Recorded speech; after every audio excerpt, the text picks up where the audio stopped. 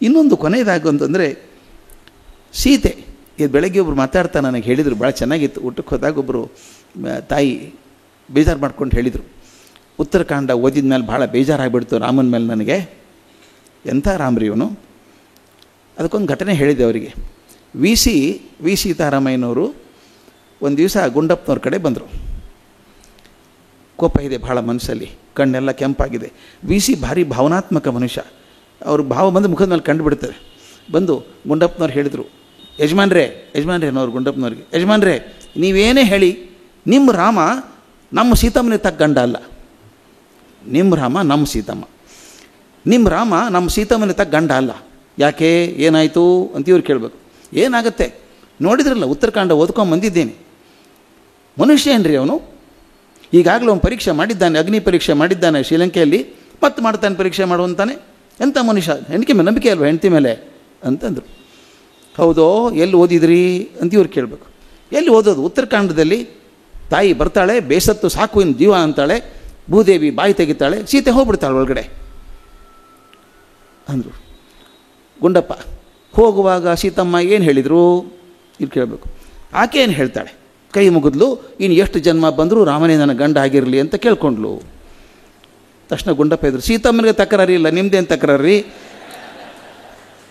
ಅಂದರೆ. ಯಾಕೆ ಈ ಮಾತನ್ನು ಹೇಳ್ತೀನಿ ಅಂದರೆ, ನೋಡೋ ದೃಷ್ಟಿ ಹೆಂಗಿರುತ್ತೆ ಅಂತ ಗುಂಡಪ್ಪ ಅನಲೈಸ್ ಮಾಡಿದರು. ಜೀವನ ದರ್ಶನ ಅಂದರೆ ಹೇಗಿರುತ್ತೆ, ನಮಗೆ ಕಂಡು ಹಾಗೆ ಇರೋಲ್ಲ, ಅದರಿಂದ ಆಳ ಇದೆ ಅಂತ. ಸೀತಮ್ಮ ಯಾಕೆ ಭೂಮಿಗೆ ಹೋಗಬೇಕಾಗಿತ್ತು, ಬಂದದ್ದೇ ಭೂಮಿಯಿಂದಾಕೆ, ಭೂದೇವಿಯ ಮಗಳಕ್ಕೆ. ಈಗ ರಾಮಾವತಾರ ಮುಗಿಯೋಕ್ಕೆ ಬಂದಿದೆ. ಮುಗಿಯೋಕ್ಕೆ ಬಂದಾಗ ಯಾರು ಮೊದಲು ಹೋಗಬೇಕು, ರಾಮ ಹೋದರೆ ಆಕೆ ವಿಧವೆ ಪಟ್ಟ ಬರುತ್ತೆ, ಬೇಡ ಸೀತಮ್ಮ ಮೊದಲು ಹೋಗಲಿ. ಆಮೇಲೆ ಹಾಸಿಗೆ ರೆಡಿ ಆಗಬೇಕಲ್ಲ, ಮೇಲೆ ಆದಿಶೇಷ ಲಕ್ಷ್ಮಣ ಹೋಗಬೇಕು, ಆಮೇಲೆ ಕೊನೆಗೆ ರಾಮ ಹೋಗಬೇಕು. ಇದೆಲ್ಲ ಪ್ಲ್ಯಾಂಡ್ ನಾಟಕ ಇದು. ಆದರೆ ನಮಗೆ ನಾಟಕ ಅಂತ ಗೊತ್ತಾಗದೆ ಹೋದಾಗ ತಕ್ಷಣ ಅಂತ ನಂಬರ ಬರುತ್ತೆ. ಜೀವನ ದರ್ಶನ ಎಷ್ಟು ಮಟ್ಟದ್ದು ಕೊಡುತ್ತೆ ರಾಮಾಯಣ ಅಂದರೆ. ಇವತ್ತೇ ಕೂಡ ಹಳ್ಳಿ ಜನ, ಬಹುಶಃ ಅವನ್ನ ಹೇಳಬೇಕಾದ ಒಂದು ಮಾತು, ನಮ್ಮ ಭಾರತೀಯ ಸಂಸ್ಕೃತಿ ಅದ್ಭುತ ಅಂದರೆ ಇದು. ಈ ಮಹಾಕಾವ್ಯಗಳು ಯುರೋಪೆಲ್ಲ ಇದ್ದಾವೆ, ಓದಬೇಕು, ಅವನು ಕಷ್ಟಪಟ್ಟು ಓದಬೇಕು. ಇಲಿಯಡ್, ಒಡಿಸ್ಸಿ ಓದಬೇಕು ಅವನ್ನೆಲ್ಲ. ನಮ್ಮ ಭಾರತದಲ್ಲಿ ಎಷ್ಟೋ ಜನ ಅಲ್ಲ, ಬಹಳಷ್ಟು ಜನ ರಾಮಾಯಣ ಮಹಾಭಾರತಗಳನ್ನು ಓದದೇ ಕಥೆ ಅರ್ಥ ಮಾಡ್ಕೊಂಡಿದ್ದಾರೆ. ಓದೋದು ಬೇಕಾಗಿಲ್ಲ, ಹಳ್ಳಿ ಜನ ಬೇಕಾಗಿಲ್ಲ. ಏನು ರಾವಣ ಇದ್ದಂಗಿದ್ದಾನೆ ನೋಡ್ರಿ ಅವನು ಅಂತಾರೆ. ಏನಿದ್ದ ನೋಡಿ ರಾಮನ ಹಂಗಿರ್ಬೇಕಪ್ಪ. ಅವ್ರು ರಾಮಾಯಣ ಓದಿದವರಲ್ಲ. ಅಂದರೆ ಓದದೆಯೇ ನಮಗೆ ಅಂತಃಕರಣಕ್ಕೆ ತಲುಪಿದ್ದು ರಾಮಾಯಣ ಮಹಾಭಾರತದ 2 ಮಹಾಕಾವ್ಯಗಳು. ಆ ರಾಮಾಯಣ ಯಾಕೆ ನನಗೆ ಜೀವನ ದರ್ಶನ ಕೊಡ್ತದೆ ಅಂತ ಹೇಳಬೇಕು.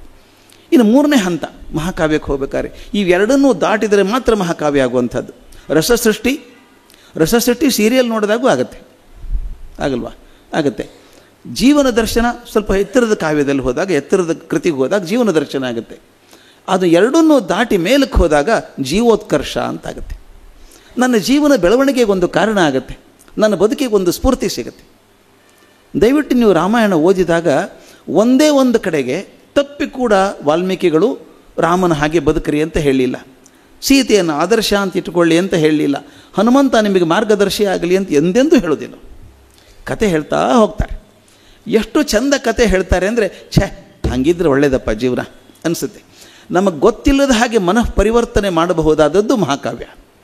ಆ ಎಲ್ಲ ದೃಷ್ಟಿಯಲ್ಲೂ ನೋಡಿದಾಗ ವಾಲ್ಮೀಕಿಗಳ ರಾಮಾಯಣ ಒಂದು ಅತ್ಯಂತ ಶ್ರೇಷ್ಠ ಮಹಾಕಾವ್ಯ. ನಾವೆಲ್ಲ ಹೇಳ್ತೀವಿ ದೊಡ್ಡ ದೊಡ್ಡ ಕಾವ್ಯಗಳು ಅಂತ ಹೇಳ್ತೀವಿ, ಯಾವುದೂ ಕೂಡ ರಾಮಾಯಣದ ಮಟ್ಟಕ್ಕೆ ಬರೋದು. ಆದಿಕವಿ ವಾಲ್ಮೀಕಿ 24,000 ಶ್ಲೋಕಗಳನ್ನು ಬರೆದಿದ್ದರು. ಅದ್ಭುತವಾದಂಥ ಕಾವ್ಯ. ಆ ಕಾವ್ಯದಲ್ಲಿ ರಾಮ ಮೂಲ ಪುರುಷ. ಅದರೊಳಗೆ ಅವರು ಒಂದೇ ಮಾತು ಹೇಳ್ತಾರೆ, ರಾಮನ ವರ್ಣನೆ ಮಾಡುವಂಥದ್ದು, ಅದು ಭರತವಾಕ್ಯ ಅಂತ ಕರಿತೇನೆ. ವಿಗ್ರಹವಾನ್ ಧರ್ಮ ಅಂತ, ರಾಮೋ ವಿಗ್ರಹವಾನ್ ಧರ್ಮ ಅಂತ. ಅದು ಒಂದು ಸಾಕ್ರಿ ಟೈಟ್ಲು, ಅದರೊಳಗೆ ಮರ್ಯಾದೆ ಬಂದ್ಬಿಡ್ತದೆ, ಮರ್ಯಾದೆ ಪುರುಷೋತ್ತಮ ಅಂತ ಹೇಳ್ತೀವಿ. ವಿಗ್ರಹವಾನ್ ಧರ್ಮ ಅಂದರೆ ಇಡೀ ಧರ್ಮವನ್ನು ಒಂದು ವ್ಯಕ್ತಿ ರೂಪದಲ್ಲಿ ನಾನೇನಾದರೂ ಕಟ್ಟದಿಟ್ಟರೆ ಅದು ರಾಮ. ವಿಗ್ರಹವಾನ್ ಧರ್ಮ, ಧರ್ಮಕ್ಕೊಂದು ಏನಾದರೂ ಮನುಷ್ಯ ರೂಪ ಬಂದರೆ, ಧರ್ಮ ಅನ್ನೋದಕ್ಕೆ ಒಂದು ಮನುಷ್ಯ ರೂಪ ಬಂದರೆ ಅದು ರಾಮನೇ, ಇನ್ನೇನೂ ಇರೋಕ್ಕೆ ಸಾಧ್ಯ ಇಲ್ಲ. ಆ ಮಟ್ಟದ ಧರ್ಮವನ್ನು ಪಾಲಿಸಿದಂಥವನು ರಾಮ. ಘಟನೆ ಹೇಳ್ತಾ ಹೋಗ್ತೇನೆ ಕೆಲವೊಂದು ಸಲ. ಮತ್ತು ಇನ್ನೊಂದು ಎಷ್ಟು ವಿಸ್ತಾರವಾಗಿ ಹೇಳಬೇಕು ನಾನು ರಾಮಾಯಣ, ನನಗೆ ಚಿಂತೆ. ಇರೋದೇ 3 ದಿವಸ. 3 ದಿವಸದಲ್ಲಿ ಹೆಂಗೆ ಹೇಳೋದು ರಾಮಾಯಣ? ನಮ್ಮ ಅಮ್ಮ ಒಂದು ಹೇಳ್ತಾ ಇದ್ಲು, ನಿಮ್ಮ ಮರಾಠಿ ಬರೋರಿಗೆ ಗೊತ್ತಿರುತ್ತೆ, ನನಗೆ ಜಾಸ್ತಿ ಗೊತ್ತಿಲ್ಲ, ಮರಾಠಿ ಅರ್ಥ ಆಗುತ್ತೆ, ನನಗೆ ಮಾತಾಡೋಕ್ಕೆ ಬರೋಲ್ಲ. ಅದಕ್ಕೆ ಮರಾಠಿ ಯಾರು ಸಿಕ್ಕರನ್ನು ಹೇಳ್ತೀನಿ, ಮರಾಠಿ ಚಾಲ್ತ ಇದು ಮರಾಠಿ ಕಳ್ತಪರ್ಯಂತ ಬೋಲಾಲೇತ್ ನೈ ಅಂತ ಅಷ್ಟೇ ಬರೋದು ನಾನು ಮರಾಠಿ. ನಮ್ಮ ಅಮ್ಮ ಹೇಳ್ತಿದ್ದು ಟಾಕಾಪೂರ್ತಿಯ ರಾಮಾಯಣ ಅಂತ. ಏನು ಟಾಕಾಪೂರ್ತಿಯ ರಾಮಾಯಣ ಅಂದ್ರೇನು? ಟಾಕಾ ಅಂದರೆ ಮಜ್ಜಿಗೆ ಅಂತ. ಹಳ್ಳಿ ಊರಲ್ಲಿ ಜಮೀನ್ದಾರು ಮನೇಲಿ ಬೇಕಾದಷ್ಟು ಹೈನಿದೆ, ಹಾಲು ಬೆಣ್ಣೆ ಮೊಸರು ಬೇಕಾದಷ್ಟಿದೆ. ಆ ಮಜ್ಜಿಗೆ ಮಾಡಿ ಒಂದು ದೊಡ್ಡ ಕೊಡ ತುಂಬ ಹೊರಗಿಟ್ಟಿದ್ದಾರೆ, ಯಾರು ಬೇಕಾದ್ರೂ ತೊಗೊಂಡು ಹೋಗಲಿ ಅಂತ. ಆ ಊರಲ್ಲಿ ಪುರೋಹಿತರ ಹೆಂಡತಿ ಮಜ್ಜಿಗೆ ತೊಗೊಳಕ್ಕೆ ಜಮೀನ್ದಾರ ಮನೆಗೆ ಹೋಗ್ತಾಳೆ. ಜಮೀನ್ದಾರ ಹೆಂಡತಿ ಬುದ್ಧಿವಂತೆ, ಹೇಗೂ ಮಜ್ಜಿಗೆಗೆ ಬಂದಿದ್ದಾರೆ ಪುರೋಹಿತರ ಹೆಂಡತಿ, ರಾಮಾಯಣ ಸ್ವಲ್ಪ ಹೇಳಿಬಿಡ್ರಿ ಅಂದರು. ಪುರೋಹಿತರ ಹೆಂಡತಿಗೂ ರಾಮಾಯಣ ಗೊತ್ತಿರುತ್ತೆ ಅಂತ. ಅವ್ರು ಎಷ್ಟು ರಾಮಾಯಣ ಹೇಳಿದರು ಅಂದರೆ ಎಷ್ಟು ಮಜ್ಜಿಗೆ ಹಾಕಿದ್ದಾರೆ ಅದ್ರ ಮೇಲೆ ಹೇಳೋದಂತ.